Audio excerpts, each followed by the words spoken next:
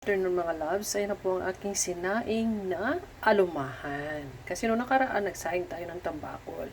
Ito naman ay alumahan. Ayan po guys, yung mga sahog po natin ay yung mga ganyan. Ayan. Alam nyo na yan guys, kilala nyo naman yan kung ano yun siya. Kaya, yan po, niluto ko lang po yan sa mahinang apoy sa loob ng 2 oras. 2 oras pa?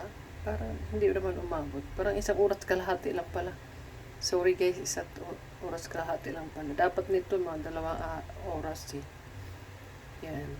Pero dahil alumahan naman po siya at hindi siya mahirap lutuin, kaya pinamaigi ko na lang na haunin ko na siya ng hindi pa umabot sa 2 oras.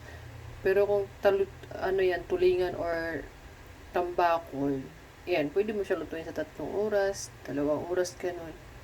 So, dahil ito, malambot lang naman pala ito. Kaya, okay na to guys. Bites na to. Ang importante, luto at makakain na natin. Kaya, thank you so much for watching everyone. Bye!